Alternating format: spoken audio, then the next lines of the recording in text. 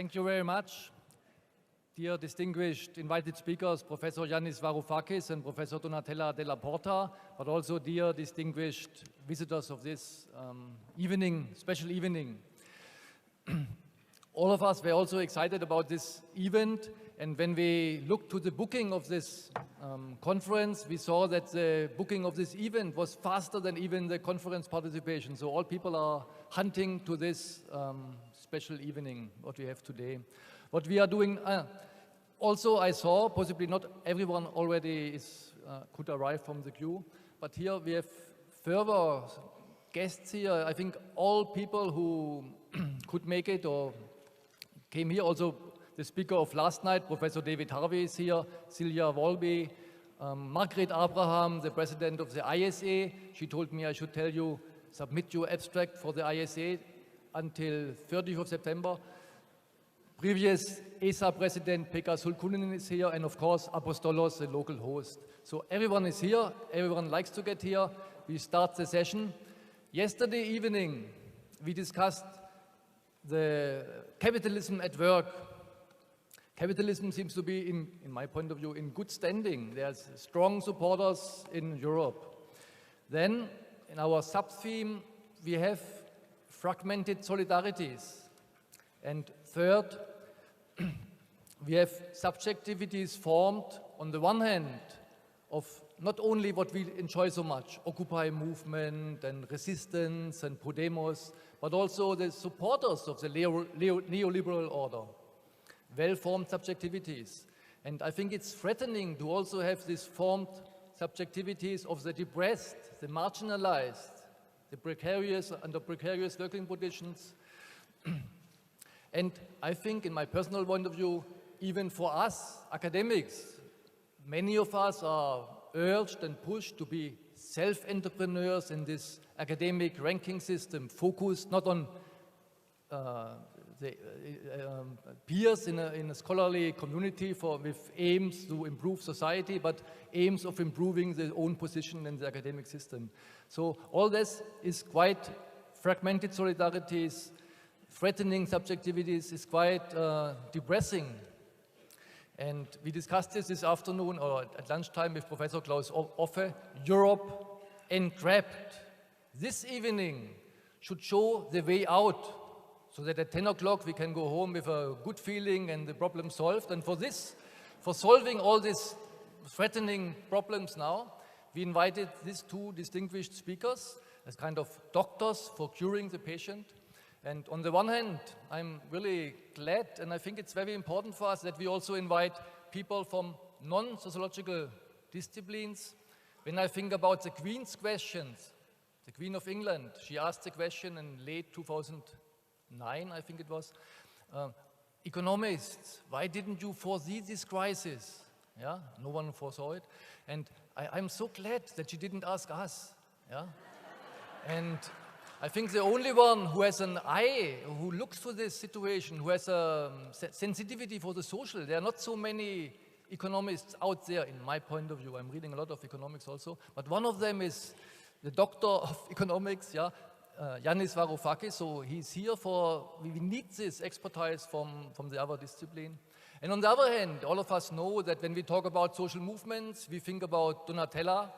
And when we talk about Donatella, we think about social movements. So she's the expert to look to where the grassroots are growing out there. Yeah?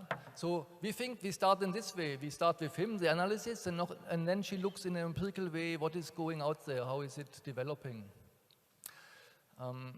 Yanis Varoufakis, everyone knows, but I should shortly repeat. He studied in the UK, he taught in the UK, he taught in the US, and he got honorary professorships. He's holding them in Turin, in Sydney, and in Sussex, but he is a professor here in Athens. So it's also good to have a professor from the host city here with us. He has many books. The most recent one is Adults in the Room, My Struggle Against Europe's Deep Establishment. And 1 year old is the other book, And the Weak Suffer, What They Must, Europe, Austerity, and the Threat to Global Stability. Of course, all of us know that he has been finance minister of Greece in early 2015. So I give the word to Yanis.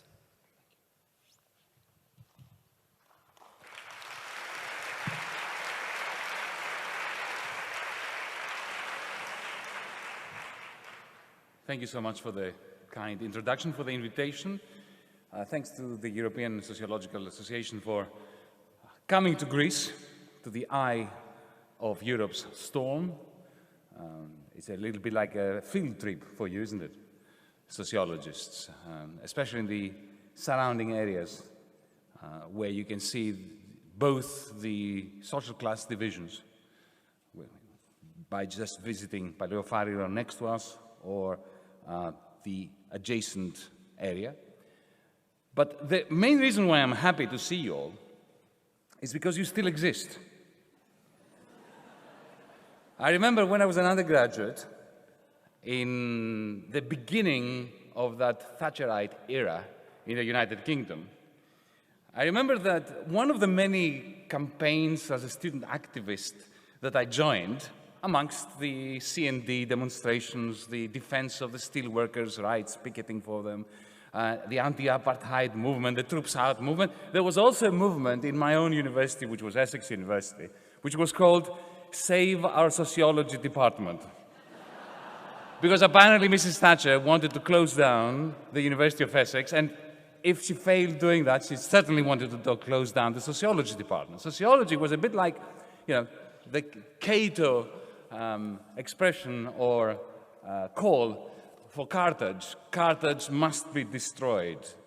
That was the Thatcherite view of sociology. It had to be destroyed. The question is, why? Why was there so much venom towards sociology? My hypothesis, working hypothesis for tonight, is that this had a great deal to do with a great transformation of capitalism, especially Western capitalism, capitalism in Europe, and in particular in the United States of America, that was going on at the time.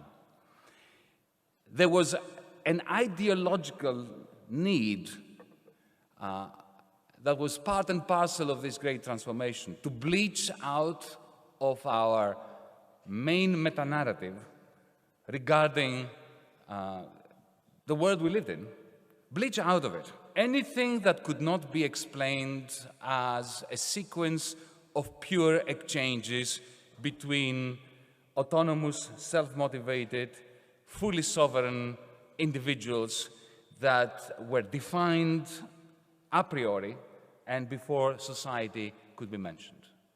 Thatcher's famous response to a journalist from Women's Only, I believe, that there is no such thing as society, was not a throwaway line. It was part of a political campaign which reflected the great transformation that I believe was behind the attacks on sociology.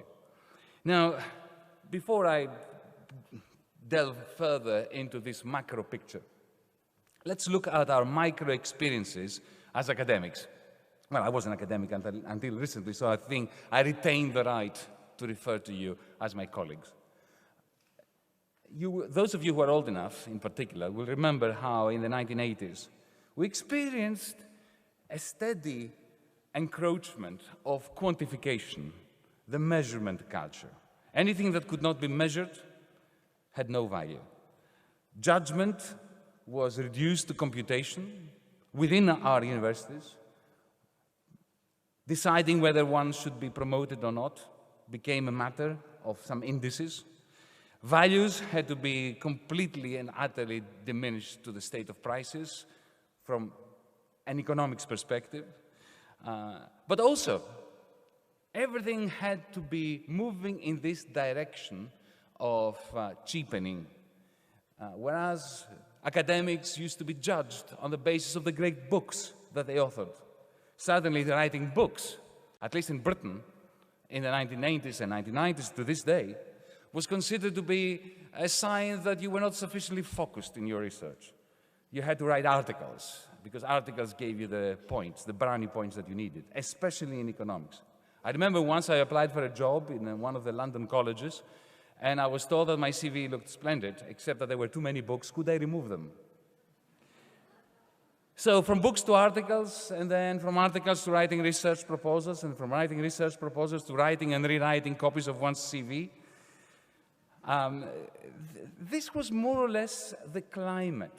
It was, speaking again from a political economy perspective, it was like the wave of neoliberalism and quantification that we were experiencing, trying to take Adam Smith and expunge the theory of moral sentiments, making sure that the only book we knew was The Wealth of Nations, and not even that, because this had dangerous ideas in it, only the idea of the invisible hand, which fitted so perfectly to the 1970s and 1980s neoliberal turn, which was the ideological cover of the great transformation that I am referring to. Now, let me now talk a little bit about the great transformation. What particularly am I referring to? This is not a Polanyi-esque story. It is more the story of the collapse of the Bretton Woods system in 1971.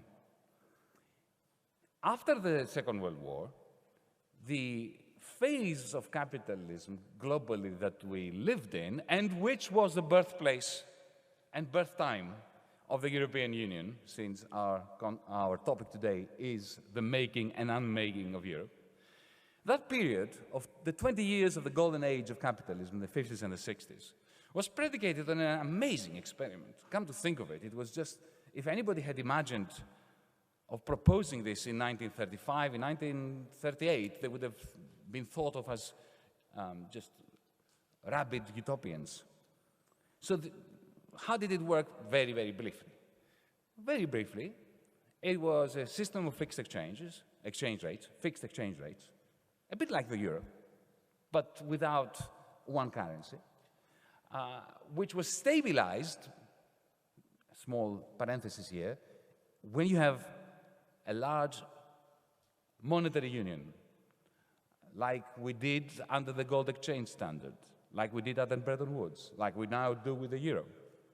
And you do not have a system, a mechanism, a political mechanism for managing the recycling of surpluses and deficits, you end up with instability. You get with irrational exuberance, which leads to a major crisis, and then the whole burden of adjustment falls on the weakest of shoulders, the Greeces of the world, or of that union, and then the result is a very steady descent into an abyss, which can lead either to the disintegration of that union or to even worse outcomes like those that we experienced in Europe in the 1940s.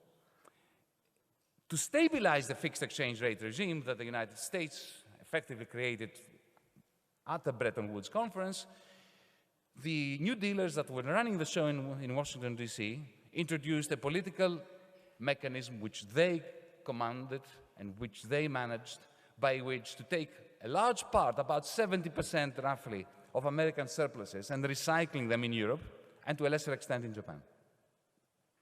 The result was the period that we had after the Second World War with the lowest inflation, unemployment, highest growth, and massively shrinking inequality.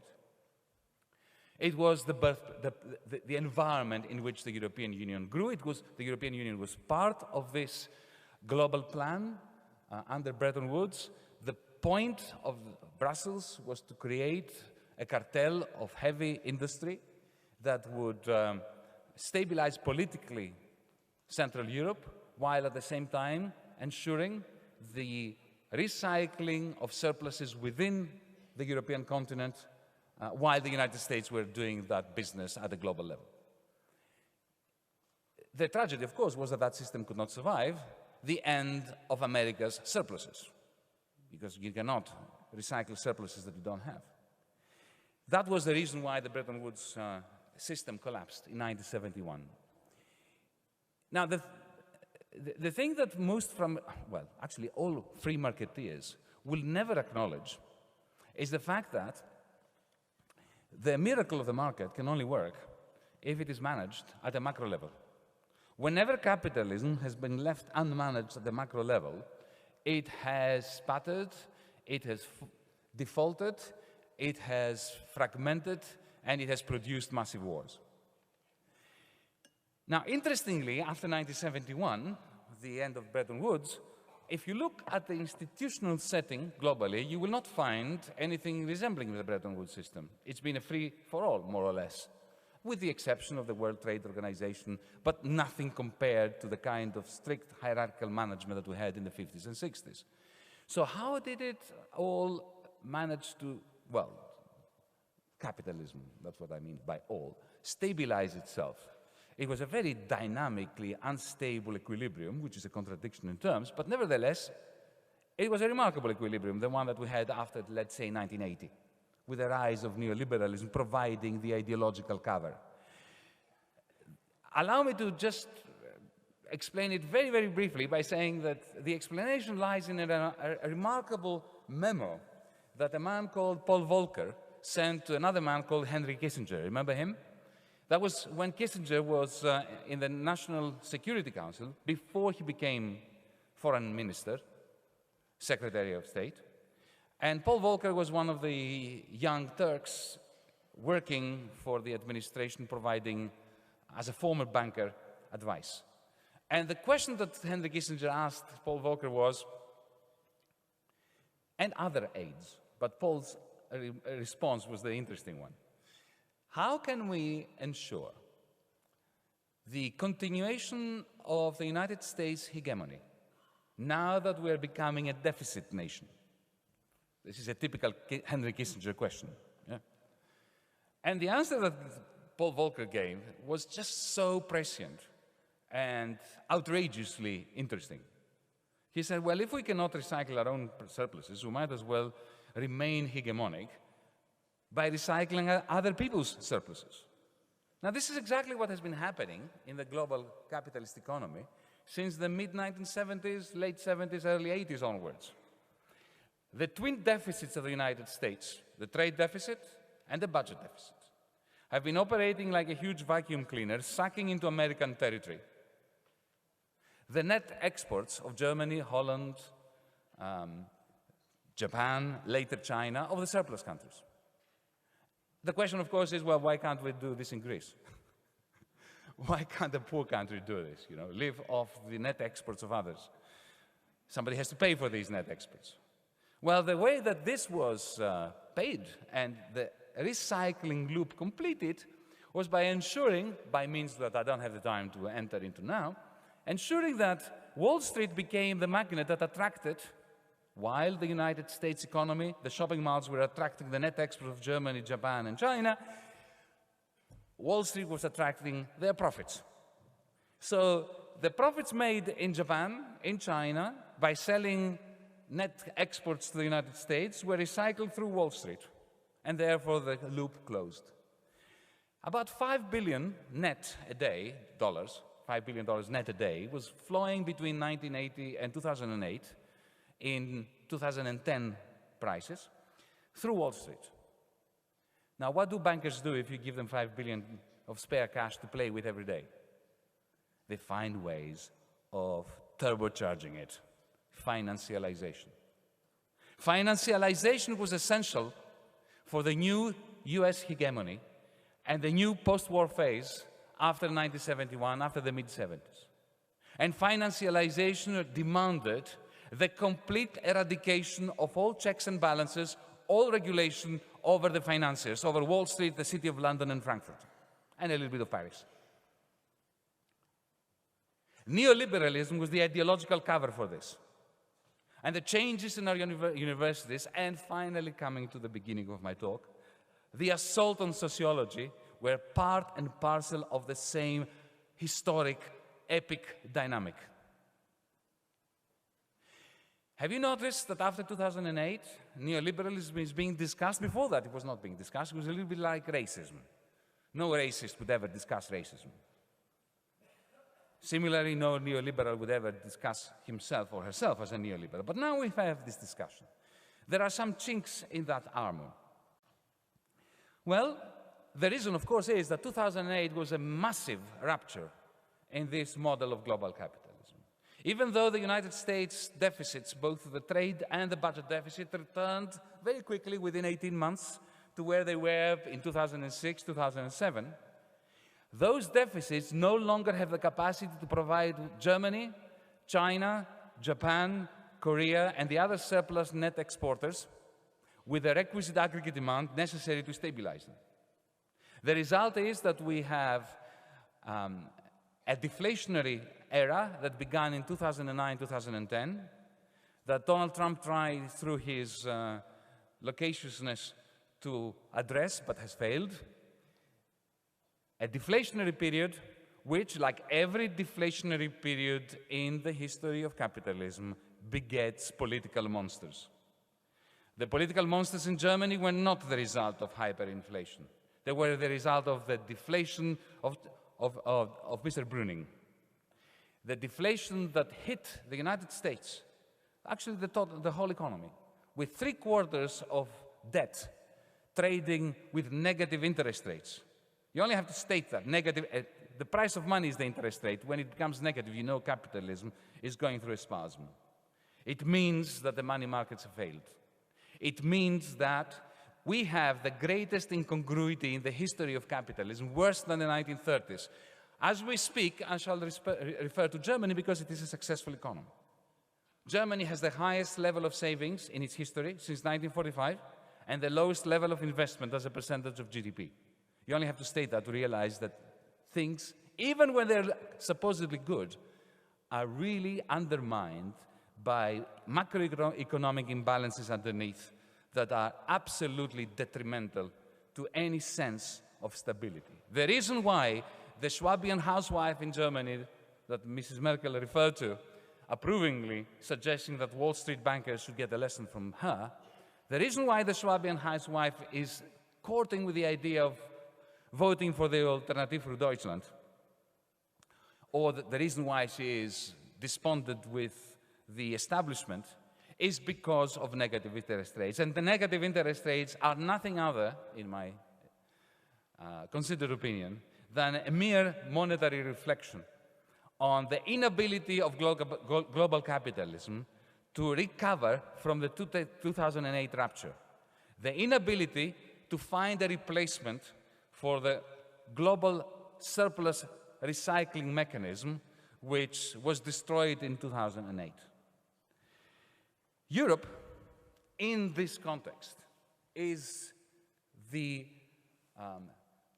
most brittle and problematic of the economic blocs around the world. Now, the reason is very simple. The European Union was constructed as a cartel of big business in the 1950s. Cartels are pretty good at dividing amongst its members gains. They are atrocious at dividing losses. Look at OPEC, the Organization of Petroleum Exporting Countries. When the price of oil is going up, it works well. When the price goes down, they fall to pieces. They fight one another. Coordination is completely and utterly lost. Remember the first name of the European Union? It was the European Communities for Coal and Steel. It was the equivalent of OPEC in the heart of Europe. It was part of a global plan. There was a political and a humanist project attached to it for ending war once and for all. But economically speaking, and sociologically speaking, in reaction to the cartelization of Central Europe, that cartel could not sustain the global shocks that began with the end of Bretton Woods and especially culminating in the 2008. To put it very bluntly, what was the first thing that the Europeans did when the European leaders, the European elites, the European establishment, what did they do the moment they realized that Bretton Woods was dying and that global system, financial system that the United States created and managed was no longer going to be providing them with the fixed exchange rates, which they absolutely needed. Because when you create a cartel in the heart of Europe, you need the same prices. You don't want fluctuations in exchange rates within Europe when you have a cartel trying to sell the same thing at the same price and to agree amongst themselves as to what the prices will be, including the common agricultural policy. You really need fixed exchange rates. So the first thing they did was to create the snake, which was an attempt to reduce fluctuations in exchange rates. The second thing was Giscard d'Estaing and Helmut Schmidt, 1978, they got together in Aachen, and then afterwards, after they signed the agreement, they visited the Charlemagne tomb to get inspiration from the great leader of the Christian Empire. They created the European exchange rate system, the European monetary system. And then later on, the exchange rate mechanism, which crashed and burned in 1992, yielding the euro. So we tried to create or recreate in the heart of Europe the gold exchange standard, thinking we were creating a Bretton Woods system. What is the difference? The difference is that the gold exchange standard did not have a mechanism for recycling surpluses politically, and the Bretton Woods system did. So in our attempt in Europe to create Bretton Woods, we ended up with a gold standard. It's called the euro. It's actually worse than the gold standard because we cannot simply do what Britain did in 1931 or what Roosevelt did in 1933, simply to declare that, okay, we're leaving. Because we have only one currency, and getting out of it, it will take about a years of a disaster of trying to recreate a new currency nationally in order to devalue it. This is why I was never in favor of Brexit. Europe's gross immaturity can be gleaned at the fact that we are, or our elites are, absolutely incapable of or unwilling to understand the minimum prerequisites necessary for the perpetuation of the European Union and the Eurozone. When I was in the Eurogroup, I'm now going to speak to you as, not as a left-wing minister, I'm going to speak to you as a university person, as an academic. We academics are used to putting forward hypotheses, proposals, theories, in seminars, in conferences, and having a host of our colleagues trying to shoot us down. This is how we work. What we're not used to is what I experienced in the Eurogroup. The Eurogroup would take my analysis of what was the matter with Greece and a series of proposals. And then I would look at blank stares in people's faces who were practicing what I call the Swedish national anthem routine. Whether I had proposed what I had proposed with my diagrams, analysis, debt sustainability projections, or sung the Swedish national anthem, their reaction was exactly the same. As an academic, you have no idea how soul-destroying that is. Tell me I'm an idiot. Tell me I'm wrong. Tell me that my fingers don't stand to reason. But don't stare at me and then open your mouth and say what you would have said had I sung the Swedish national anthem. Now, that doesn't happen in the United States. It doesn't happen in Japan. It does not happen in China. When the United States have a major crisis, do you know what these people do? Whatever criticism we have for the Americans, they get around the table, you know, the chairman of the Fed, the president, the secretary of state, the secretary of the treasury, the good people from Goldman Sachs and JP Morgan, all you know, the real masters of the universe. They sit around a table and they ask themselves one simple question. How can we stop this crisis that is destroying us and depleting our power? What do Europeans talk about when they get around the table? I can tell you. How can we pretend that the rules that we created some years ago, which are impossible to enforce, are being enforced? Let me submit to you, ladies and gentlemen, that the answer you get to the second question has nothing to do with the answer that you get to the first question. This is why Europe is such a joke. You know, the Chinese, the Japanese, the Americans are looking at our great and good leaders, and they are not laughing because it's tragic. The European Union is a massive enterprise whose success is essential for the success of the global social economy. So it's not funny, but it is a bit like watching King Lear and wondering how can these supposedly smart people or characters be acting in such a deluded way. But this is not a problem with European DNA. It's the fact that we have created a cartel that is incapable, like all cartels, of dealing with crisis. It was like a fantastic riverboat, very beautiful riverboat, that was launched on a calm Atlantic Ocean. And then, of course, at the first sign of a storm, it started leaking water. It was not designed for this purpose. And what is the worst is that we now have a situation where the deep establishment of Europe around that cartel, which has been enhanced massively by the inclusion into it of the banking sector, the most ridiculously inane banking sector in the world. You know, when in 2008 all the banks around us were collapsing, remember, we Europeans, at least our leaders, used to feel rather confident that our banks were not like those idiotic American banks. They were far, far worse. Lehman Brothers had a leverage ratio of 22-1. Deutsche Bank had 70-1. BNP Paribas was 65-1. And then we entered the period of gross denial, from gross immaturity to gross denial, in which we still find ourselves. The notion that President Macron's election has ended the disintegration, has ended the rise of that hideous nationalist international across Europe, is perhaps the most dangerous notion in Europe today.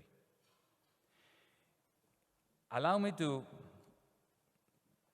complete this sojourn of mine in a combination of economic history and some intellectual history by saying that at the moment, as a result of this process of denial and authoritarian incompetence, the Swedish national anthem routine, we now are facing a very interesting challenge as progressives, as intellectuals, as Europeanists, as Europeans, as Greeks, Italians, Germans.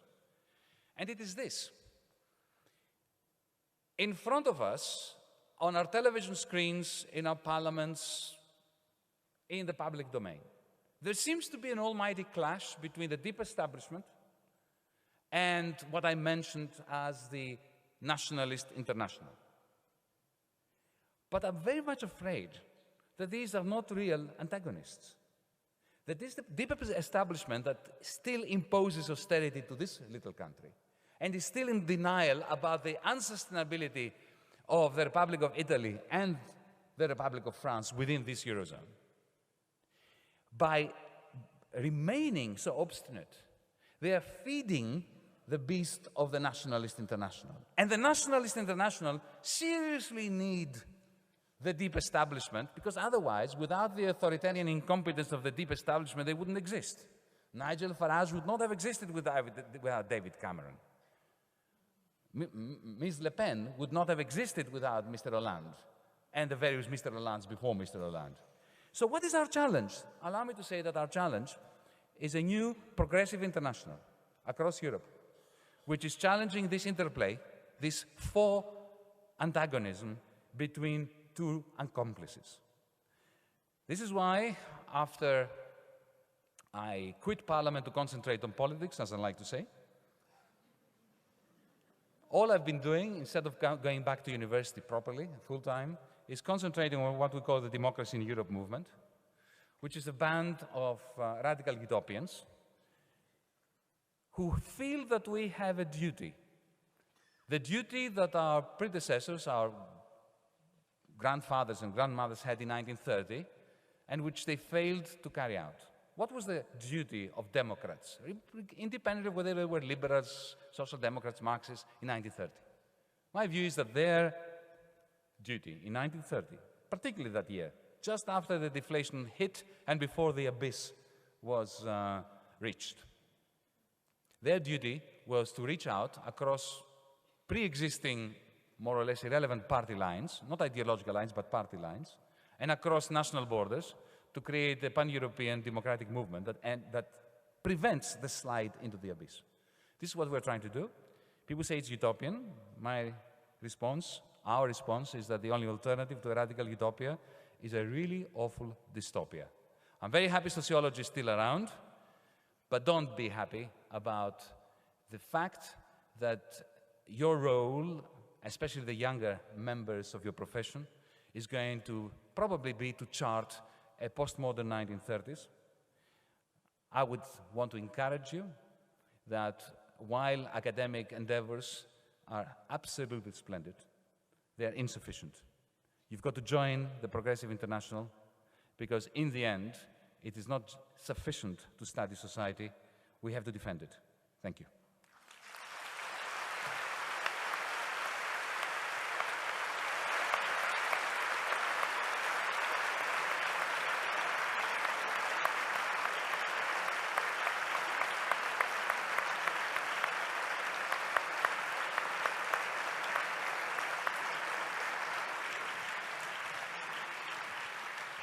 Thank you very much for your talk. He told me before, please make them ask the most critical questions. And therefore we will do it this way, that after his speech, she will immediately speak. And after that, we give full power and full time for your questions. There are 1,200, 1,300 people. We have 1 hour. Prepare your most critical questions to ask them later. We will collect many for both of them and have this after her talk. He talked about the masters of universe and called for a new progressive international. And the question to Donatella is, does this new progressive international, could you already find it out there? She's a professor of political science, as most of you will know. She was very long at the European University Institute in Florence and now moved to a school also in Florence, Scuola Normale Superiore. And her most recent book is Late Neoliberalism and Its Discontents. And 1 year ago she published Where Did the Revolution Go? So where did it go, Donatella? Well, I'll tell you.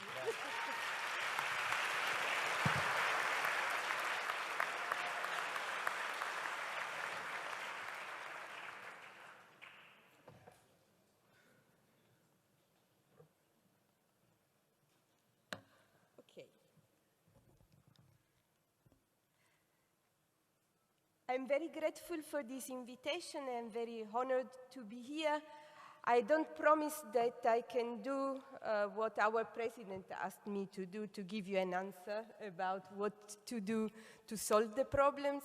But what I want to try to do is to see in the perspective of social movement studies how an international of critical Europeanist could develop. And I want to do this on the basis of some assumptions which I developed after researching the different moments in which movements addressed Europe in the perspective of Europeanizing the type of actions. And what I want to state in this brief introduction to the debate that I'm looking forward to is seeing Europeanizations for social movements as not a linear trend, but in a way a trend which is not stoppable, and also a trend which implies different type of paths and different type of characteristics in different moments. And I want to look at 3 such moments, starting from Athens in 2006. When I was here at the European Social Forum, the 4th editions of the European Social Forums, which I think represented an important moment, a peak in the hopes to develop a critical type of Europe, critical visions of Europe. But at the same time, I want to see what happened before that, because I think that it is important in order to see to which extent we can move again towards Europeanizations of social movements, and on the other hand, to see the challenges that the European crisis brought about to these visions. What I want to show is that even if in a selective way, even if with a lot of interruptions, I think that social movements of the progressive type have not given up the chance, the opportunities, the struggle for another Europe. But they may have introduced during the crisis some corrective mechanisms to the way in which Europeanizations had been addressed during the time of the European social forums.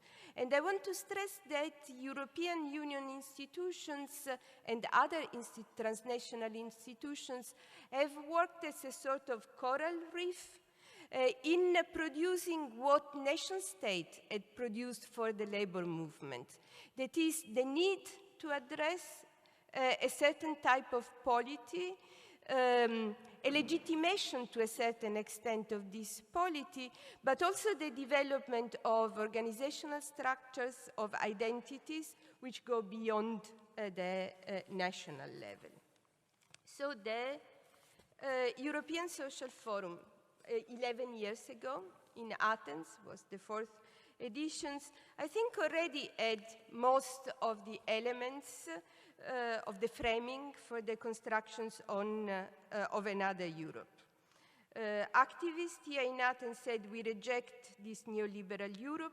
We are fighting for another Europe, a feminist, ecological, open Europe, a Europe of peace, social justice, sustainable life, food sovereignty and solidarity, respecting minorities' rights and the self-determinations of peoples. This was a typical, what sociologists call motivational frames.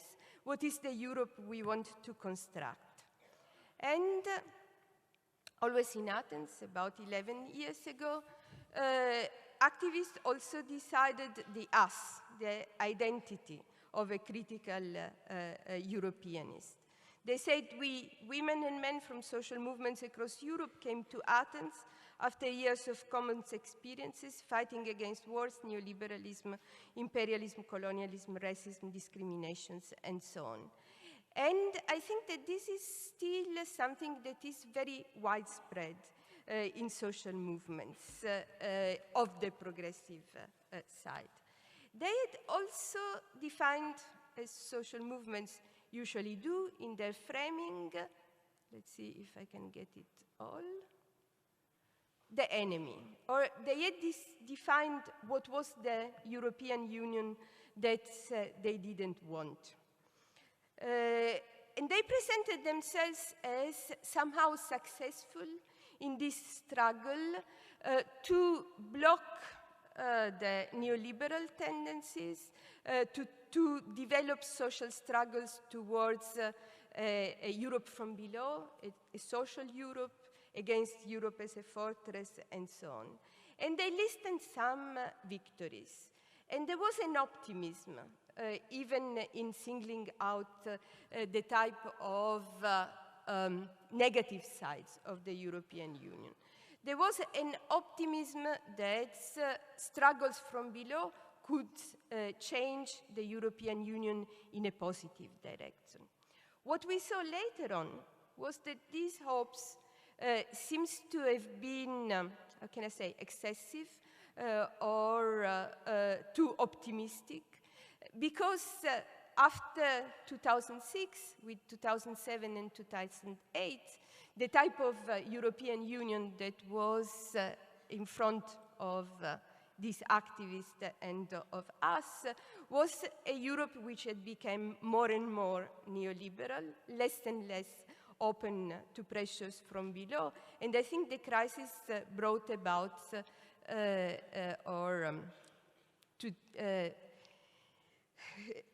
made this trend quite visible. How can this type of movements addressing European Union transnationalizations of movements be explained from the perspective of sociology and political science? In international relations, there are research which says that there is a politicization of international organizations in general, that there is a growing power of international organizations, that there are growing demands addressed to these organizations, that there is a declining capacity of these organizations to answer these demands, and there is a declining legitimacy of these institutions. That the assumptions that these institutions could be legitimized from the output through a sort of benignant capacity of improving the public good, failed, and failed dramatically in front of the crisis. This is an analysis from people who are experts on the side of the international organizations, and I think the European Union epitomized this type of developments. It was one of the institutions in which these trends are more visible. But what social movement studies can do, given the politizations trend, is to try to understand under which conditions politizations of international organizations can bring about the development of progressive alternatives of an international, of critical Europeanist. Scholars of international relations had singled out challenges of international organizations on the input and on the output side. Electorally unaccountable institutions. European Union is an institution which was supposed to increase its electoral accountability from one treaty to the others, but the reality we saw during the crisis was that decisions went away from accountable, more or less, institutions into the least accountable ones. International organizations are organizations in which democratic and non-democratic regimes are present, and what we see in the European Union is that more and more there are regimes in which illiberal democracies tend to develop. Transnational governance has challenges on the input side because it is non-transparent. And what we saw in the financial crisis during the most dramatic moment was the keeping hidden the lack of transparency to the most strongest ways. There is a difficulties to build a public spheres. There is a weakness in the constructions of public norms. And this also has an effect on the output side. What we saw in terms of developments of international organizations is a transformation in the financial institutions with increasing power, is a change in their missions, as we see with the World Bank and with the IMF, is a change in terms of increase of their implementation capacity. Is a weakness and a weakening of those institutions which were considered to be more benignant, and it is instead an increasing crisis, I call the responsibility crisis, of those institutions which were considered to be a model for transnationalizations. So this is the situations in which I think in which we can read the European Union context. How do social movement studies contribute to, say, give some optimism, give some hope in these situations? What research has been observing is that in these situations we have seen a growing on transnational protest events. And it is important because transnational protest events are not the majority of the protest events, but as I'm going to say, they are important because they have created symbolic and material resources for transnational organizations to develop. They have developed frames. So when I showed the first slide with the European Social Forum, the idea of constructing another Europe, it developed slowly during encounters between activists that initially were focusing on different specific issues. And these activists had some hope in the beginning. Some of the leaders of the European Social Forums were leaders of NGOs that had tried a more insider strategies, but were disillusioned and developed more critical type of visions. And at the same time, though, what they developed was also demands for more global type of politics. And I think there are here already two moments that's in the development of process of Europeanizations and transnationalizations of movements that we can reflect upon if we want to assess to which extent there is space now for the development of an alternative form of Europeanization. Studies on the European Union and the potential for movements developed in the beginning before the development of the European social forums, imagining that transnational social movement organizations could exploit some informal channel of access to the international institutions, including the European Union, through adaptation to the required style of politics, required type of organizational structures, certifications as good participants in the European polity. And that through lobbying in Brussels, things could change. I think the second moment I told about, the European social forums, developed from the disillusionment that this path could bring about a transformations at the level of the European Union, but also more broadly at the level of other international organizations, starting with the United Nations.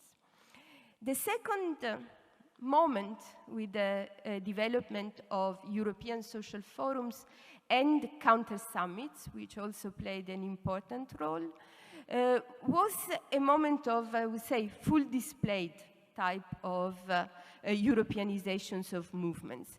There were acknowledgement of the multiple opportunities and challenges, so that someone talked also for social movements of a sort of venues shopping, capacity of articulate struggles at the different level, trying also to exploit the different opportunities that different European Union institutions could offer. There was the capacity to develop networks, because the European social forums were made of hundreds and thousands of organizations, which were not all transnational organizations. There was a development of European identities. It was a process which we saw emerging and developing during the Counter Summit, during the European social forums, which were moments of development of cognitive ideas about what Europe from below should be about. And there were multiform, various type of campaigns with protests in the streets that I think played a very important role in putting the idea of another Europe in front of the European citizens.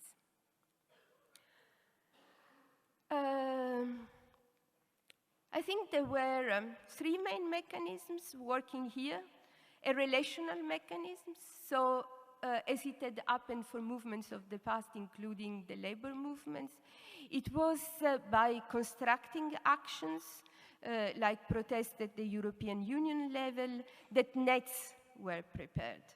The events may have been short, 1 day for counter summits, 3-4 days for European social forums, but people prepare it for years, for months, from one edition to the next. And this created relationship of trust and networking. There were cognitive type of mechanisms and changes, because these events became arenas for exchange of knowledge. So here in Athens in 2006, there were hundreds of workshops where social movements from the local level of different cities and different countries met and built up ideas. And there were affective ties, which were important. So these moments were moments in which people were empowered, enjoyed being there. There were different type of paths that this movement took. In some cases, and for some of these movements, the European Union was seen as potentially more open than the domestic level. I come from countries in which, in Italy, especially Berlusconi time, we thought everything is better than the national government. And this was true in particular for some movements, for the environmental movements, looking for some type of legislations that could be implemented, especially at national level in countries in which governments were less easy to influence on this topic. But there was also, I think, true transnationalizations. So a European polity was constructed, which was not just the European Union. It was a sort of critical social capital which developed during these transnational events, in which supranational and national politics were targets at the same time of movements that moved at very different type of levels. And this was, say, 2006. What happened with the crisis? With the crisis, it happens that this image that Europeanization was unstoppable or was growing in a linear way among social movements in Europe was challenged, let's say, because what we saw is impositions of policy choices by unaccountable institutions, what Yanis was talking about. In the past, there have been a lot of debate about social movements' capacity to affect the European Parliament, the European Council, the European Commissions, but ECOFIN is not something that you can easily find a way to affect. European Central Bank was the most unaccountable of all of them. Also, what became more clear for movements was the degree to which neoliberalism was embedded in European Union institutions. So the fact that it was not a temporary trend, but that institutions needed to be dramatically changed, European Central Bank first of all, but also the others, if you wanted to develop ideas about another Europe.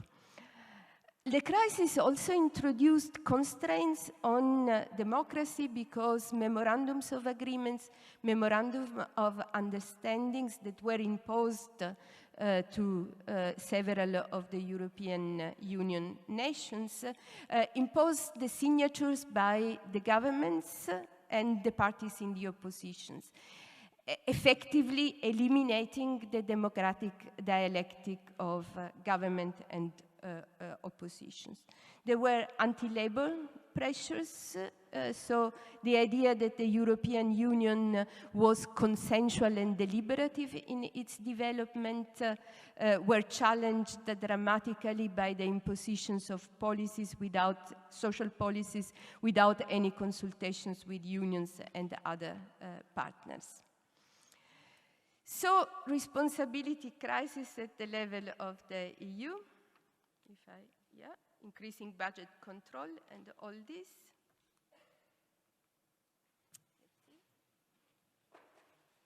Brought about, for sure, declining trust. And don't want to go in the detail of these figures, the trust in European institutions. They failed dramatically following the crisis in all the European institutions, in the European Parliament, in the European Central Bank, in the European Commission. No? Okay. Ah, good to know. And what I want to show in these pictures is that the drop was all the more dramatic when we see the figures in the countries that were most hit by the crisis. the countries that we studied in this research. So, trust. So what happened then? Which type of development we saw in the ways in which European social movements tended to address the crisis? I think what we saw to a large extent was going back to path of domestication. That is, trying to still address the European Union, but doing it putting pressures, especially on national policies, which emerged as, to a certain extent, more easily to influence through electoral process, electoral accountability, protest demonstrations, which we saw very often going on. So the European and politics and European Union are still very important. They are fundamental because there is a recognition of that level as having strong responsibilities in the crisis of stripping off rights, including democratic capacities of the people to control elected governments. But at the same time, there is also attempt during the crisis of movements to affect their own governments, first of all. And this is also a consequence of the ways in which the crisis developed. Different timing from Iceland to Italy, different type of characteristic of the crisis in terms of balances of public debt and private debt. All this made that these movements tended to be, again, seen and developing more at the domestic level. And now I promise I try to go to the last slide. What do we saw here? I think last 5 minutes. What we see here is challenges and opportunities for movements. On the one hand, often if we follow the type of toolkit of social movement studies, we have challenges in increasingly neoliberal European Union institutions.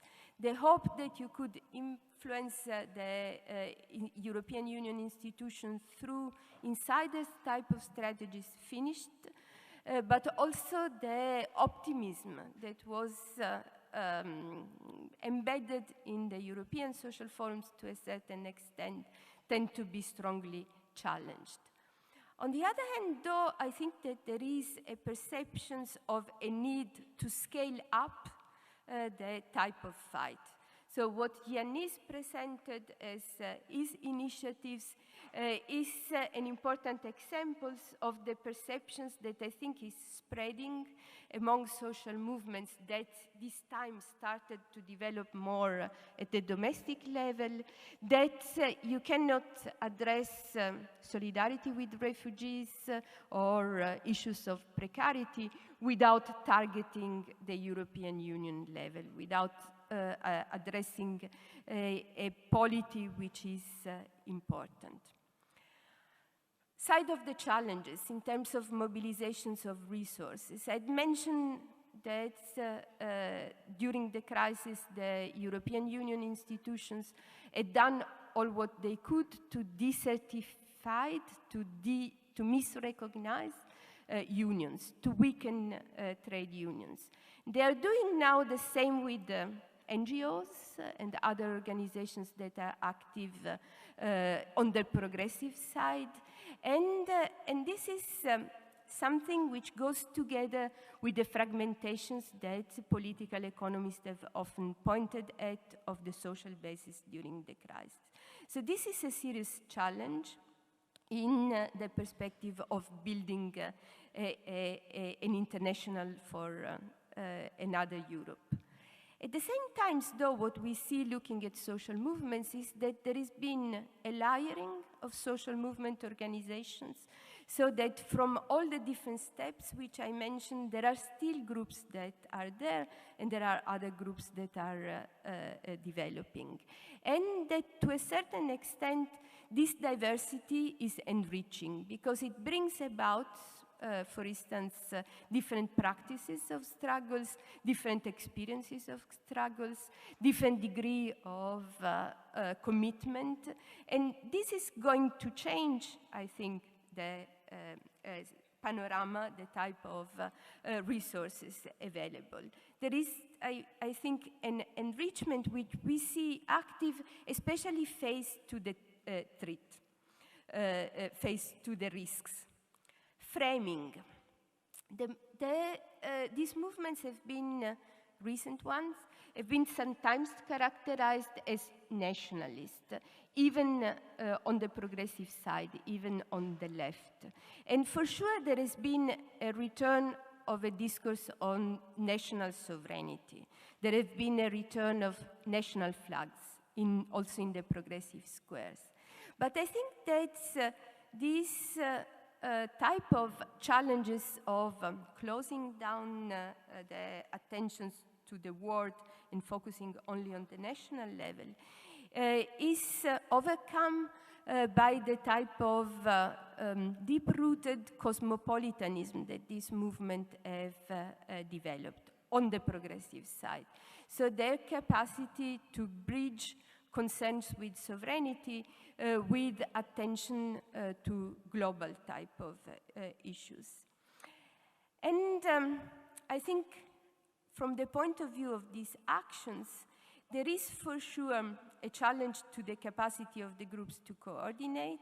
There is a challenge to the trade unions. There is a challenge to NGOs and to social movement organizations of the most different types. But we also saw, and we talked about this morning during the conference, discussing utopias, discussing Klaus Offer's book. I think there is also the capacity of these movements to develop at the same time different types of alternatives. They are in the streets, and we saw still a lot of movements in the streets. Each time someone proclaimed that the movement are dead, there is a new Nuit debout or anti-G8 protest. We saw movements in the squares, which also meant a movement that wanted also to prefigurate, to experiment with the alternatives. And we saw, and also with your presentations, movement in the institutions. So these movements were extremely critical of political parties of the existing type, but they were also extremely open to use channels of access to the institutions. New movements parties emerged, referendums from below emerged. So there is, I think, also from the social movement side, a perception that faced to the crisis, you have to try to occupy all the possible space.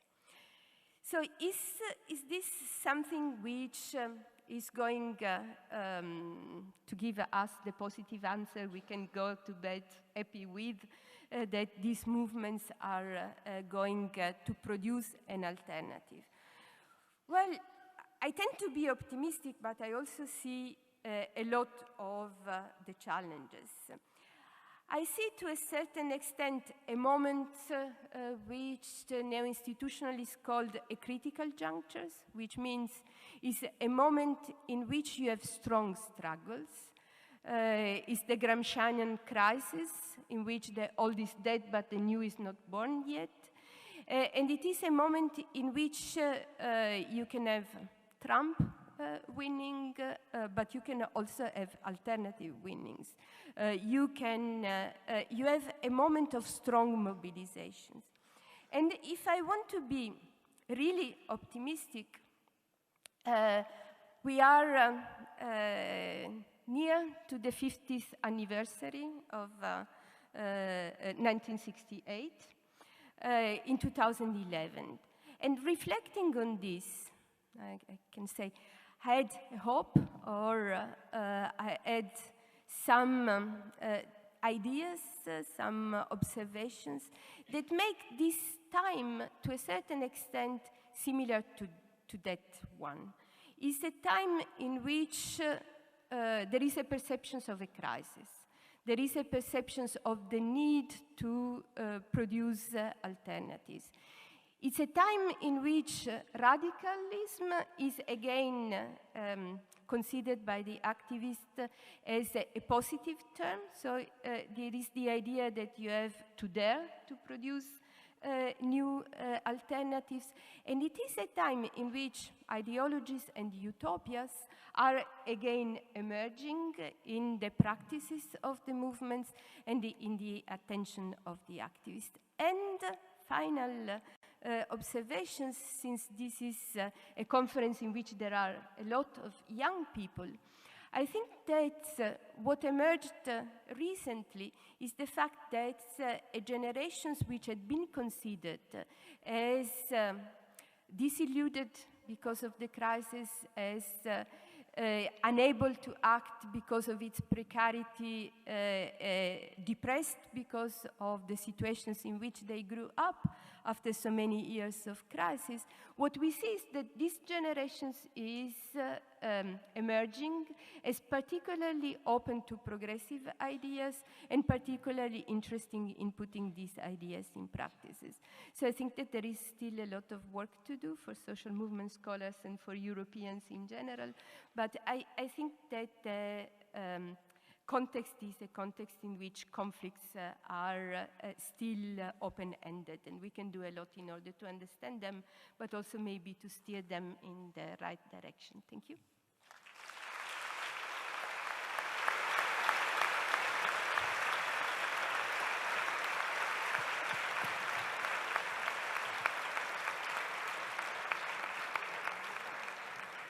Thank you very much. We are excellent in time.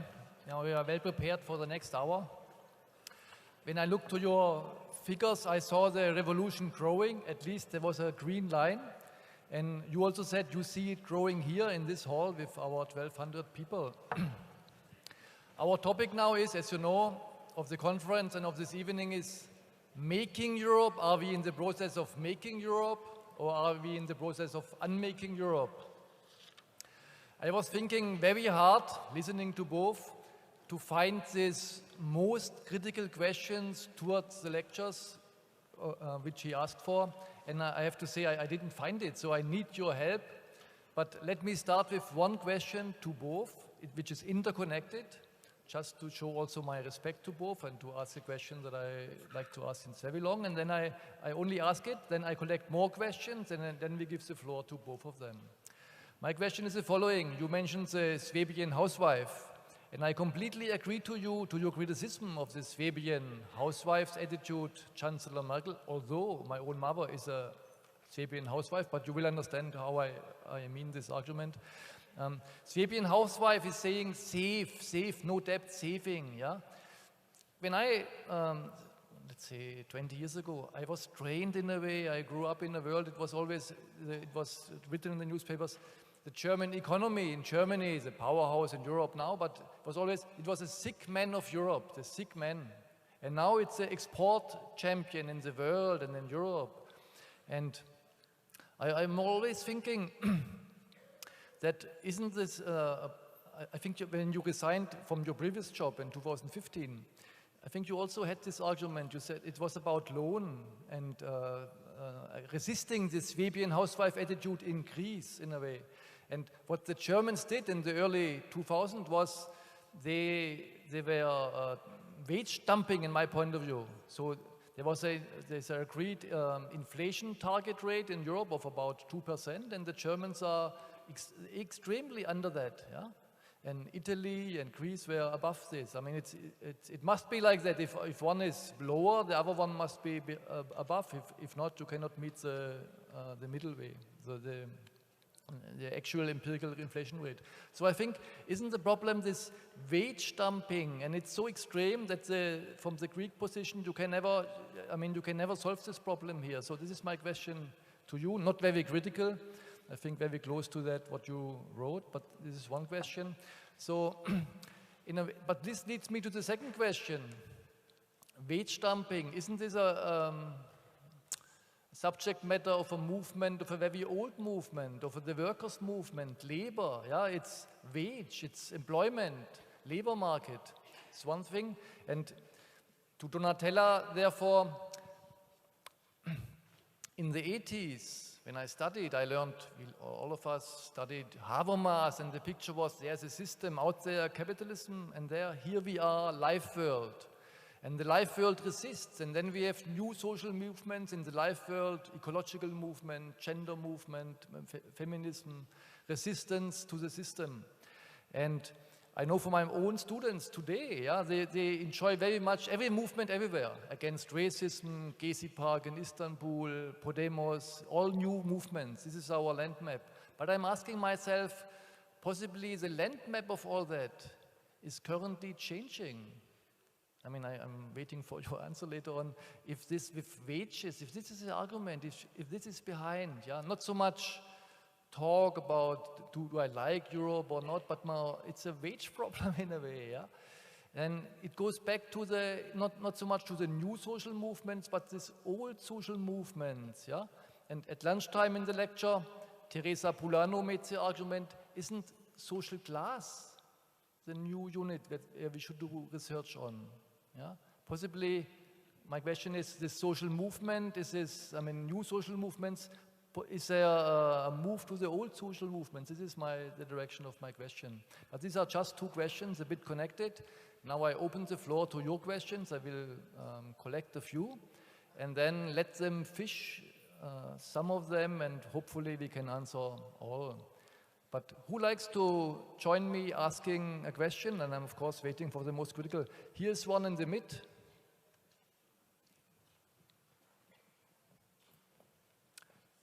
You could also say to whom you address, but it could also be kept open.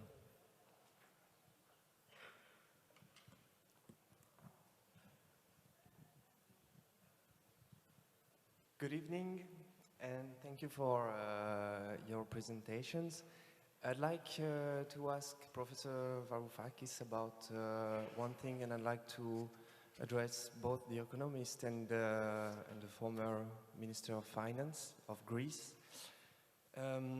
In June 2015, so you have been close as it has never been before to a renewed European economic politics. And you had afterwards to resign from your position, and it has been lived. I'm French, and for the equivalent, let's say, between brackets, equivalent party of then Syriza in France, it has been lived as, okay, now it's not possible to do it, look at what happened to the Greek. And so the argument of the political movement, of this same political movement, have been to say, yes, but look, Greece is only 2% of Europe's GDP, and France is 19%. So my question is, what if a political movement like Podemos in Spain, or La France Insoumise in France, or any other likely politic left progressive movement take the power in one country in Europe, does this argument of the weight in terms of GDP is valid to actually self-reform European institutions? Thank you. There's a question. Oh, there are many questions.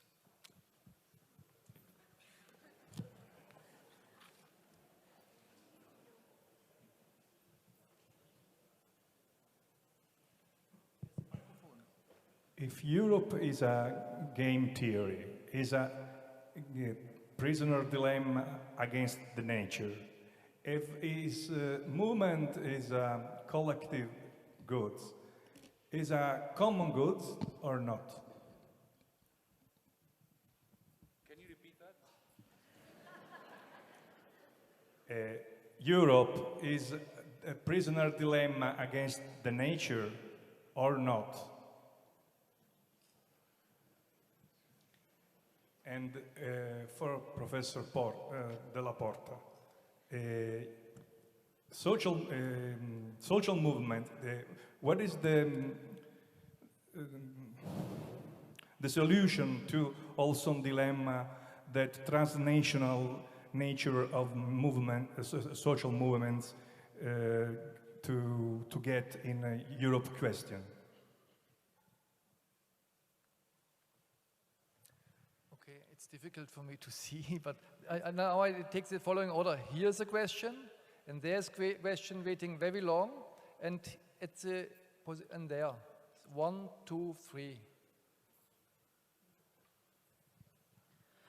I'm from the UK, very unhappy about Brexit, interested in your perceptions of how within this environment, rooted cosmopolitanism, as Donatella has mentioned, and progressive internationalism could be furthered, if you like, if there is a continuing disconnection from EU movements. But I think it's also actually a question for other countries as well, because there is a danger for that democratic deficit to lead to further Brexit-type situations.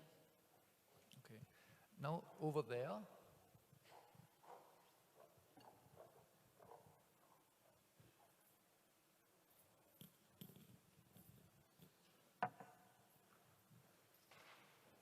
Thank you very much for the interesting presentation. My question is to Professor Varoufakis regarding the development of European progressive left. My question is, do you see it as an elite project? So in other words, we cannot deny that there are rising cleavages in the European low-wage segment along the line of national origin or ethnic origin, if you will. And it doesn't look like in the near future there will be a European-wide unification of precarious low-wage workers, but rather rising nationalist attitudes and tensions. So do you think that for the establishment of a European progressive left, it is important to mobilize this particular group? And if so, how can sociologists contribute to that in concrete terms? Thank you. And the next one is there. And then we give them the chance to answer. Yeah, thanks for the presentation and the chance to ask questions. I want to ask both of you a utopian question. What would happen if we opened the European border and let everybody in who wants to, and make sure that they come in?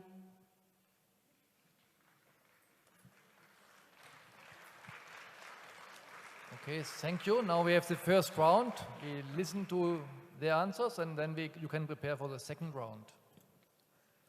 Who likes to start? Donatella. Well, I start with the question about Habermas and new and old social movements. Research on social movements has tended to focus on the new social movements, but there has been more and more recognition that the old movements had never died. And if you look at protests of different types, social movements on class issues, on issues of social inequalities and so on, are more and more present. So we have done research based on protest event analysis. In Italy, large majority of the events are on issues challenging inequalities, asking for more equality and so on. The point is, as it happened also in Latin America, for instance, it is no longer a recognition of one conflict that is more important than the others. If you see also the type of activists that entered institutions in countries like Portugal, where there is a very interesting experiment on the left, you see that these activists carry with them identities which belong to the old movement and to the new movement as well. So they are young women very often, they are precarious workers, they are environmentalists. So what I think it happens already with the European Social Forum is a bridging of issues of social inequalities and new social movement type of concerns, which had never been developed really apart from each other. So there had been a dialogue between those.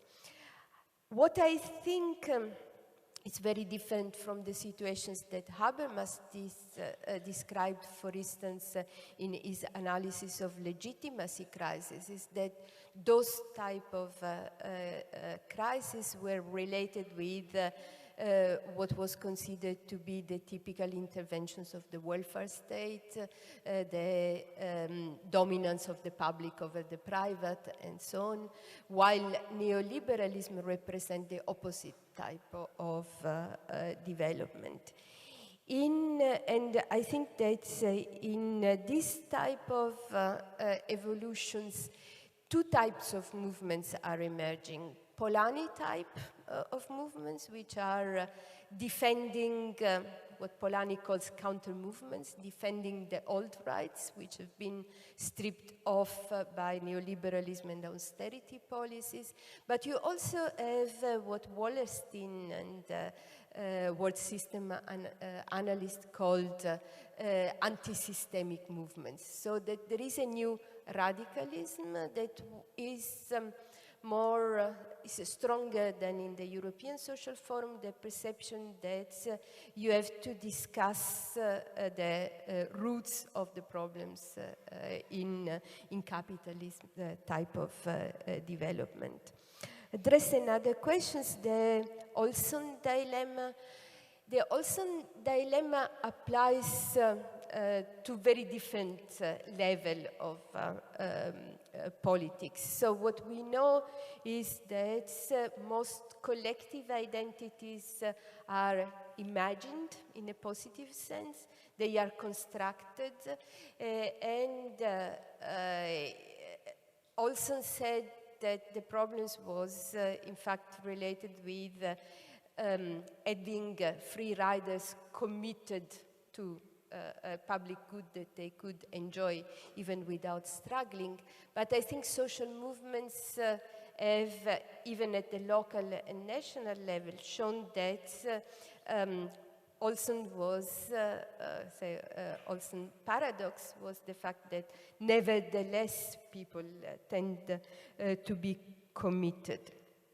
Now with Brexit and issues of which type of developments we are facing, I think that there is also a moment of big challenges, so that when we see results on the Brexit issues, we see that we have the countries split in two. It was the case in France, it was the case in the United States. You have strong conflicts.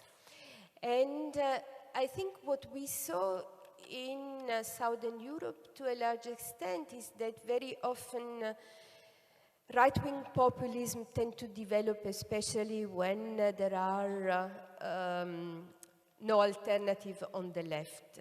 So what we saw is that also in the United Kingdom, there is now a development of alternative on the left, which is challenging also those choices, even if it is too late. And so I think that it is a moment in which also Brexit options, also the extreme forms of racism and xenophobia, which are growing in several countries, including mine, are a concrete risk. But I think that this makes the building of an alternative all the more needed. Thank you. Let me begin with our chair's question about the Swabian housewife. There's nothing wrong with the Swabian housewife's attempt to economize. The problem happens when everybody's economizing. In Germany and in Holland,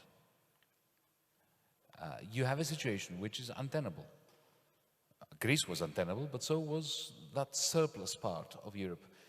You had, for the very first time in the history of capitalism, I believe, a sustained period of 8 years during which families saved, corporations saved, and now we have government saving. Well, you can't all save. We can't all be savers because somebody has to borrow. It's really simple arithmetic.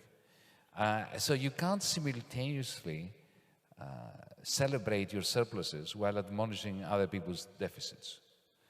There is an incongruity there. Just the arithmetic doesn't add up unless you devise means of having intergalactic trade and capital transfers.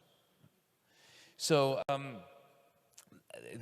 the problem, of course, is not one which is specific to Europe. This is a problem with capitalism. Capitalism goes through spasms of realization crisis, of periods during which the falling rate of profit gives rise to incongruities that cannot be surpassed without a massive sacrifice of maybe sometimes a whole generation. But Europe is a particular example, or actually an acute case of a capitalism that is very specific to Europe, to the European Union. The cartelization,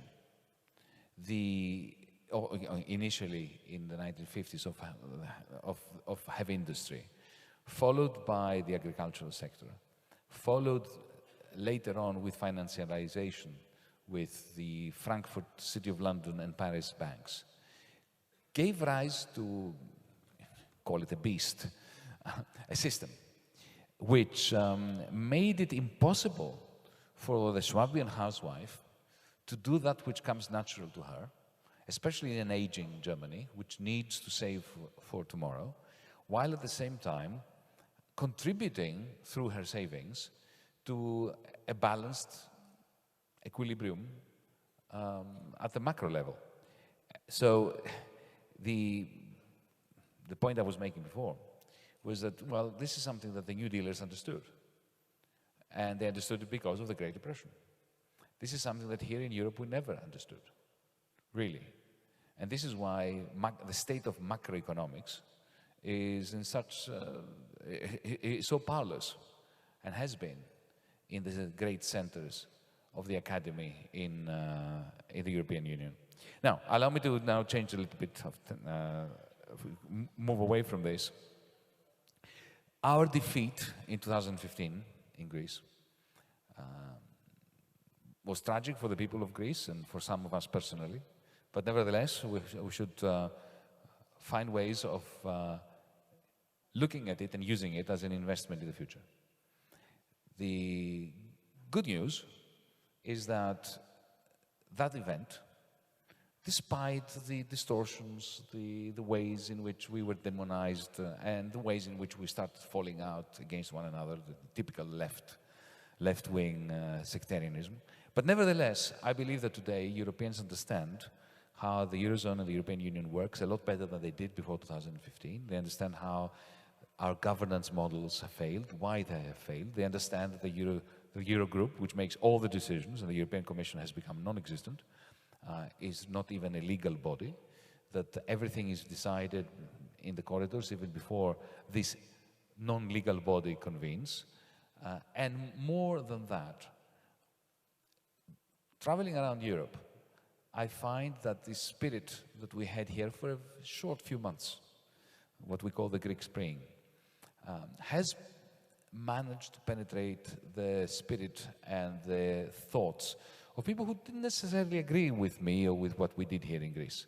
So when I'm in Germany, when I'm in Hamburg, I was in Hamburg recently, when I'm in Berlin, when we are everywhere from even London and, you know, Brexit land, let me say, to all the way to Spain, one senses a determination to go beyond things like the World Social Forum or the European Social Forum, to go beyond just conferences where we get together and chat, to do that which we're trying to do with PM, which is to come up with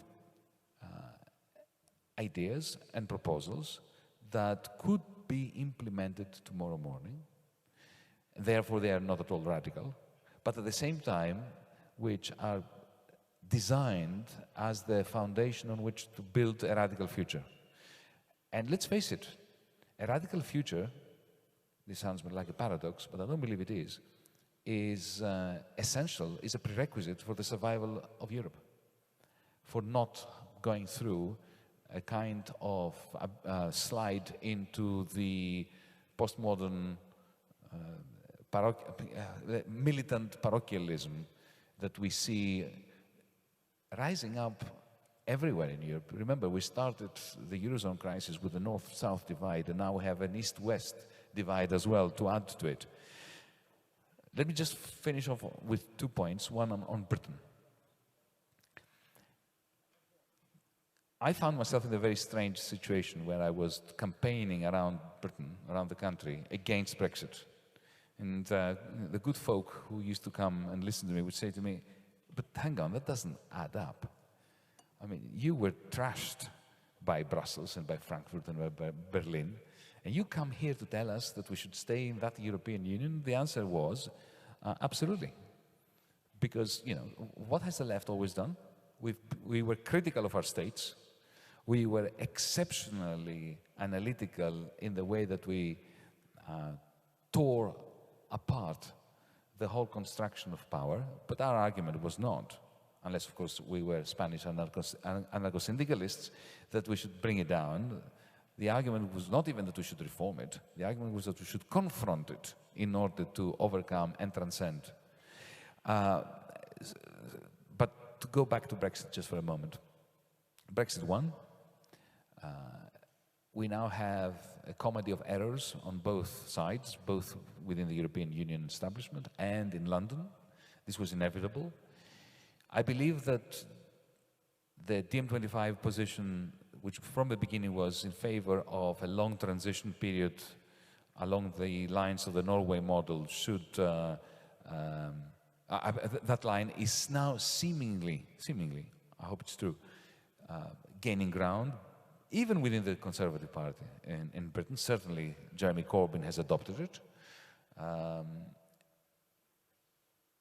But the point I want to make is that it is a mistake to think of this long transition period, 5, 8, 10-year transition period, as a period during which the relationship between an intransient United Kingdom and European Union is simply hammered out. This must be a period during which the European Union transforms itself, because the European Union, unless it transforms itself and democratizes itself, unless there is a challenge to the cartel that is running the show, will simply cease to exist. And I'm very much afraid, and this is my message to my left-wing comrades who look forward to the disintegration of the EU as a neoliberal project, is beware that which you are wishing for, because it will not be us that will be in control of the nation states that will emerge from a fragmented and destroyed European Union. It will be the Nationalist International that are going to do their utmost to bring us back into a dystopia that we really do not want our children to live in. And finally, somebody asked the question, should we open our borders? Absolutely. Borders cannot be defended at any level. And let me be practical. I know that this doesn't sound very practical, because usually the considered opinion amongst the elites is that, well, we can't let all these millions of people come in. Well, folks, over the last 1,000 years, Europe has been exporting people to all four corners of the earth. We have colonized, we have destroyed, we've taken up and taken over. Well, guess what? The demography has changed. And this process has been reversed, and there is no border, no electrified fence that's going to end this. All we're doing is killing a lot of people and creating a lot of bad blood against Europeans. Well, why not embrace this demographic change and find ways of making the mass migration into Europe, which we need because we're getting old and decrepit, work for everyone.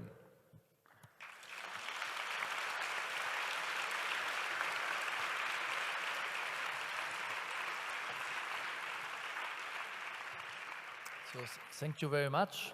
Some questions were bundled and got a broader answer. So now we can take one second round.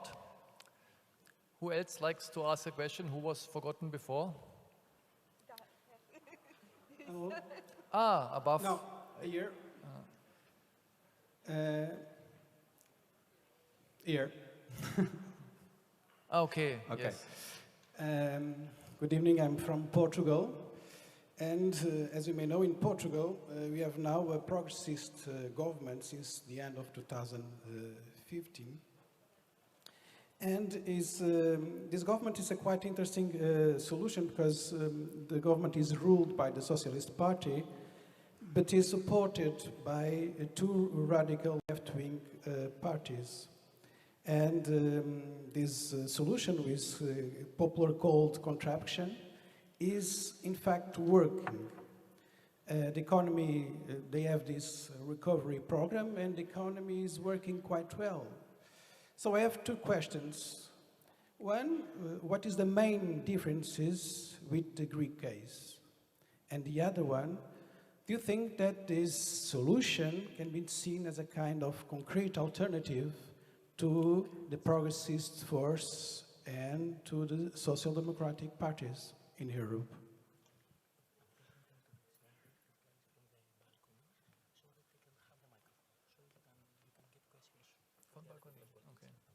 Okay, now we have here three more questions in this corner here, all three together. Nick Pensiero from UCL London.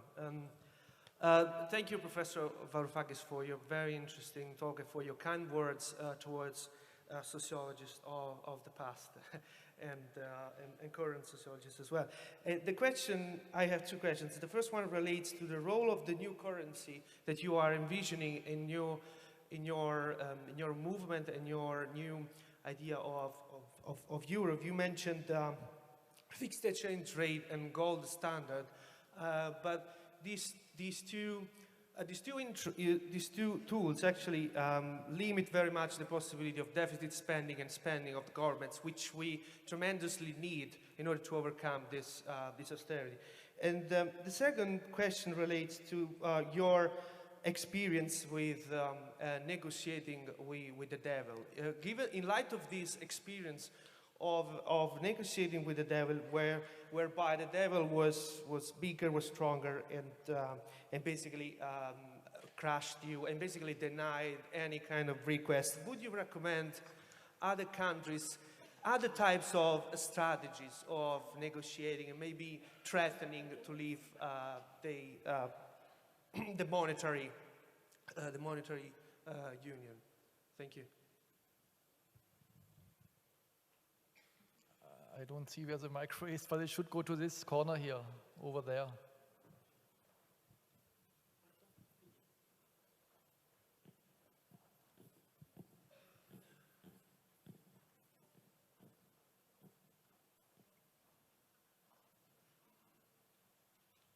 We can take only 3 more questions because the end is reaching. So I'd just like to say, if Thatcher thought that sociologists posed a threat to her ideological project, then I have to say that she was incredibly naive. Sociologists are very good at describing those who are antagonistic to capital, but not being antagonistic to capital themselves. So my question is for all of you, how do we make sociology dangerous? Well, I have also a similar question, maybe. We don't know each other. We sit just next to each other here. Well, I noticed that we discovered the kind of enemy, neoliberalism. A word, by the way, I can't use in my institute. It's a sociology institute where I'm working. And I'm wondering, we are talking about the state structure, neoliberalism, and we know as sociologists that state structure has connections with social structure and personality structures. And then I'm wondering, how could we fight an enemy if we are part of this society, this state structure, and we have this enemy inside ourselves as sociologists or as normal citizens? How could we overcome this, this part of our own identity, our own existence? Very close, this in white, behind you.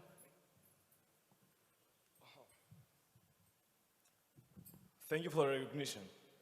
As I can read the title, I see unmaking or making Europe, and first of all, capitalism.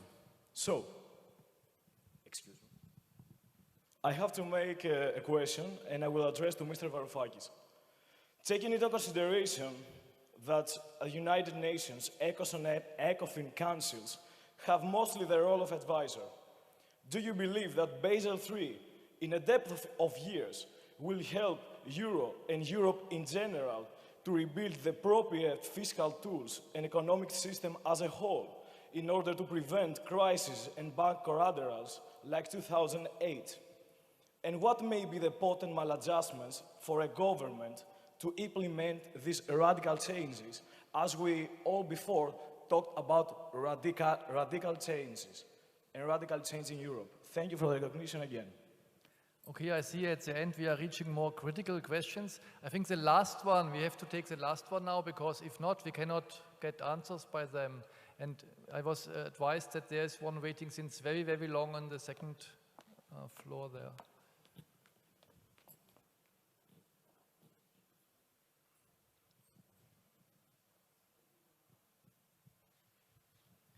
Konstantin Minovsky, I'm in the context of this radical changes that we're talking about.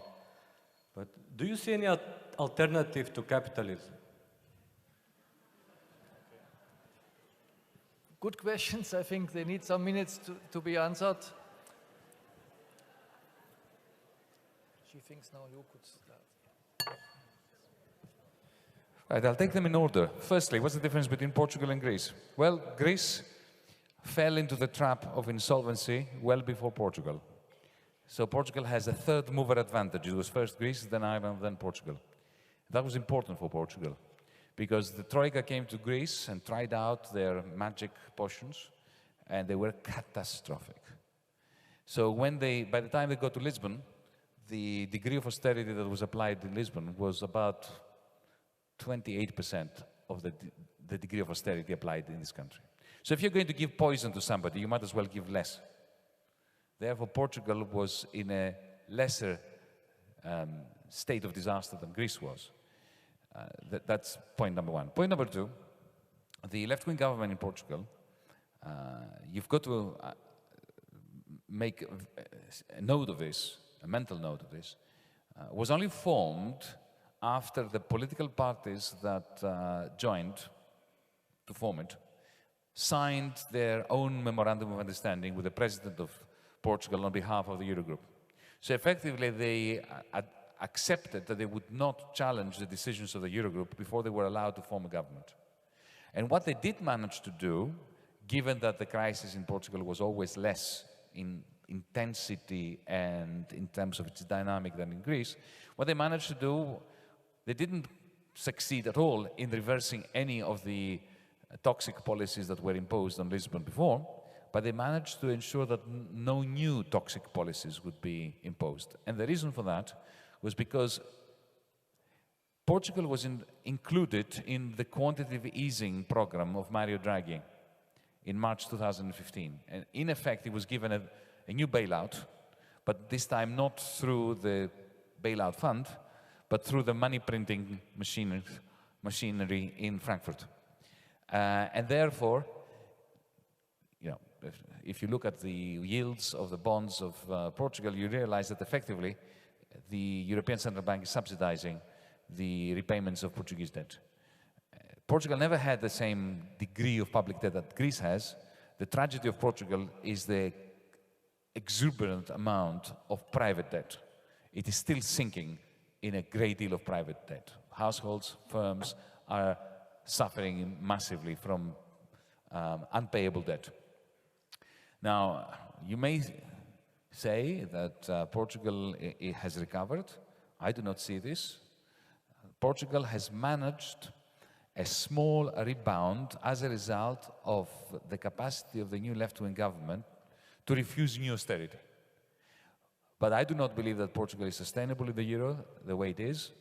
And if you look at the debt dynamics, especially the private debt dynamics, you'll find that Portugal is today on a path that is leading to an intensification in the next few years, especially after quantitative easing by the European Central Bank eases, on a path towards a renewed deflationary bout. So I hope I'm proven by history spectacularly wrong, but I'm very much fear that the view that Portugal is out of the woods is wrong. Now, on the question of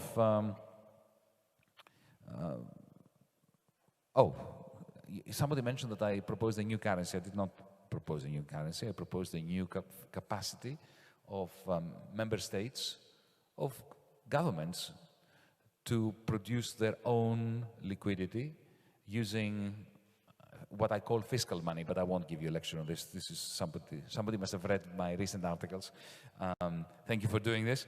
It's not a new currency. It's an attempt to react to the fact that the illusion that monetary policy is something that the central bank should be concentrating on and the government should concentrate on fiscal matters.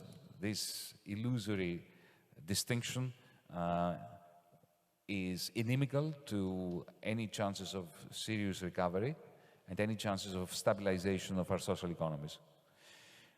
Well, somebody asked, have sociologists made sociology dangerous again? This is for you to answer. As an outsider, allow me to say that I don't think you've done well, but you've done a damn sight better than we economists have done, because economics has become the handmaiden of the most toxic policies in the history of the last 300 years. The takeover by splendid, aesthetically pleasing mathematical models of economics departments has been accomplished in conjunction with the complete removal of any sense of capitalism from within economics departments. So when you have economic policy designed by models which assume capitalism away, you end up with economic policies that fuel the capitalist crisis, no end. On the question of neoliberalism, look, of course, neoliberalism is a topic that you don't need me to lecture you on, but let me just very briefly say that one of the great signs of how deep the crisis in Europe is that it took the finance minister of a radical left-wing government to demand neoliberal solutions for Greece. And I was being denied them by the IMF. For instance, I was asking for a reduction in corporate taxes, corporate tax rates in Greece. Why? Because we are in a situation where I think almost every single corporation in Greece is either insolvent or has already closed down. We are in a state of a great, great depression, and pushing up corporate tax rates simply pushes them all above, beyond the border with Bulgaria. We already had, in the last 2 years, 40,000 firms moving up to Bulgaria, where the tax rate is 10%, when in this country, the neoliberal, supposedly Troika, imposed a tax rate of 29%, which doesn't sound really very large, except when you add the very interesting piece of information that corporations and even single-person companies have to prepay 100% of what the tax office estimates the corporate tax will be next year. This is what you do when you want to crash not just a society, but even a capitalist economy. So I wish we had neoliberalism so that I could fight against it on the streets. We don't even have neoliberalism. We have punitive illiberalism that is the result of that monstrous cross between an establishment that refuses to fail with its own, to deal with its own failures, and therefore turns to increasing authoritarianism by which to impose policies that Marxists and neoliberals would oppose at the same time. Just think about that for a second. Regarding Basel III, it's a joke.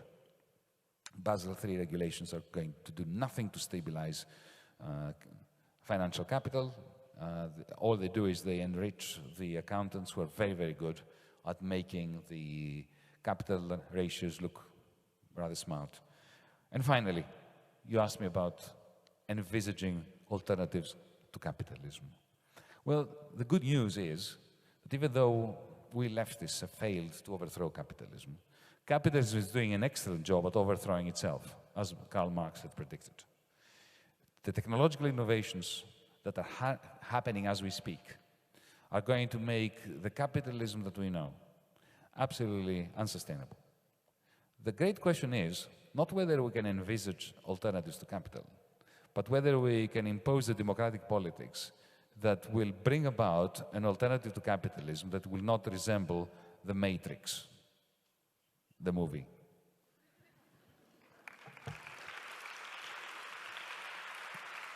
Thank you. I'm left with the easy questions about how to make sociology dangerous. And I have to confess again that I'm not sure I know the answer, but I think that there are some things which we shouldn't do and some things that we should try instead to do. One is the one Yanis mentioned. Take the examples of other disciplines in which the type of development brought about a lack of capacity to deal with the social problems. And I think that there are two types of things, two types of developments that we should reflect upon. One is, for a long time in our disciplines, the idea was imitate economics and try to become very professionalized, which meant having research design focusing on method-driven or theory-driven type of approaches, forgetting about the problems. And I think that instead one of the issues which is important is to focus again on issues which are important as social problems. But there is also another element.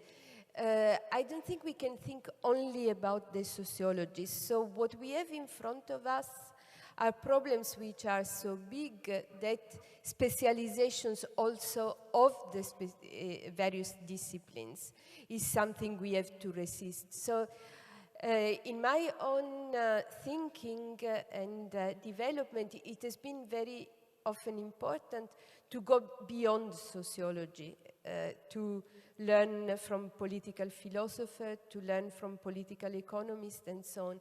And I think that this is a point that has been made by Wolfgang Streeck, for instance, about the need, if we want to understand capitalism, to go beyond disciplinary boundaries. And another element which I think is important, and it is important to take the lessons from other countries and other disciplines which failed to address these challenges, is the risk of becoming paradigmatic type of disciplines in the sense of focusing only on some methodological truth. While I think that in European sociology in particular, there are a lot of resources to contrast these risks, because there is still importance of national type of traditions which bring about diversities in the disciplines, because there is still an opening, especially in some fields. For instance, I can talk about my own fields in social movement studies, for going beyond methodological wars and try to understand what the different type of methods can contribute to our knowledge. So I think that in these issues, problem-oriented, interdisciplinary and methodologically plural, there is not the answer to the questions, but at least part of the answer. Alternative to capitalism is another difficult question. I want here also to cite Wolfgang Streeck, who in a recent book said, could be that there is an end of capitalism and we don't know yet what will develop.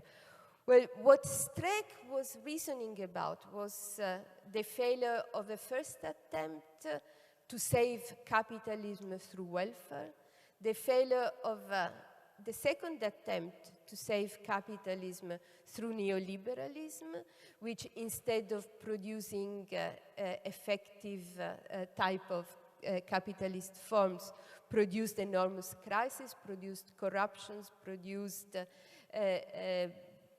big corporations that are too big to fail, but also too big to jail, is what Colin Crouch, I think, said. And so I think that here we can imagine that there is some alternative, even if we don't know yet which one it is. But I also tend to believe that in a sort of Polanyi type of movements and counter-movements, probably what we are going to see in the next times is struggle in order to mitigate capitalism, introduce social justice, and think about alternative, which we do not know yet. Thank you. Thank you.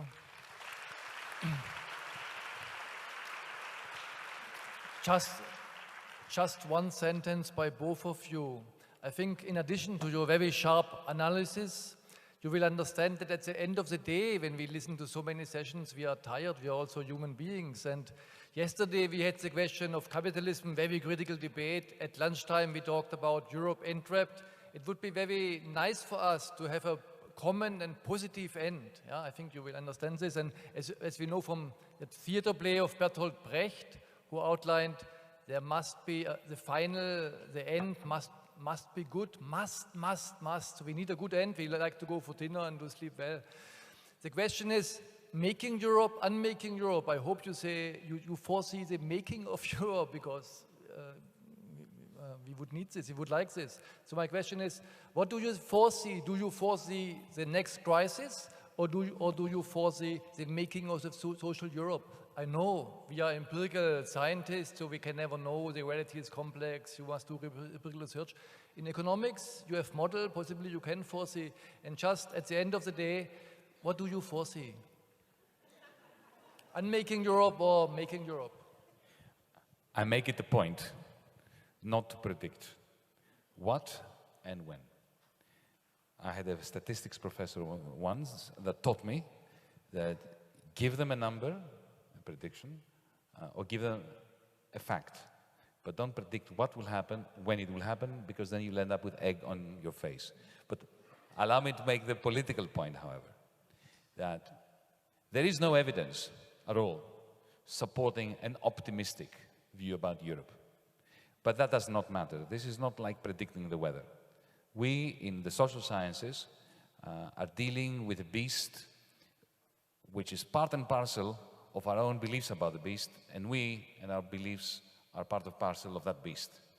Therefore, we do not have the luxury of a meteorologist or an astronomer who can sit here, you know, and make predictions, knowing, safe in the thought that they do not influence the outcome. That whatever predictions you make, nature will do whatever nature will do. In sociology, in economics, in anthropology, our attempt to understand, especially when we communicate, it becomes part of the explanandum.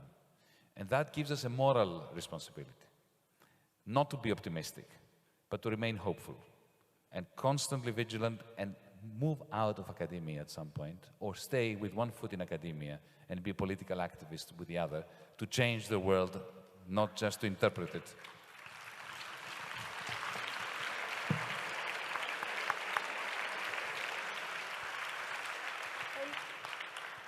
I tend to agree, and I mentioned Gramsci already, and Gramsci called us to be pessimistic in our analysis, but optimistic in the will.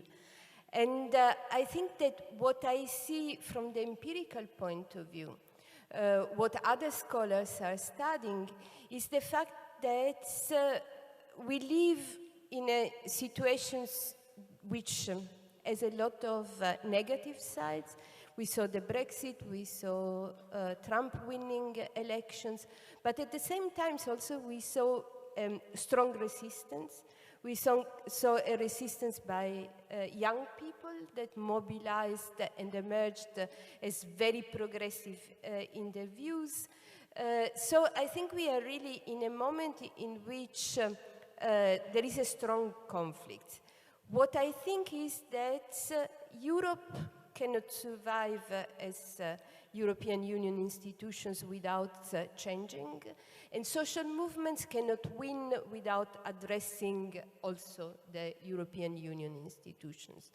So I don't predict anything in the short term, but if I have to talk about expectations, I expect that Europeanizations of social movements will continue, and so that there will be a continuous pressures towards improving Europe in the directions of a more social Europe and more democratic. But I think it can be a very long process.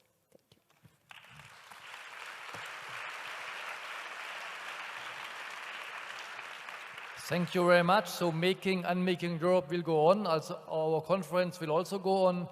Thank you for your presentations. Thank you very much for your patience and your very good questions. Enjoy the evening and have a good night.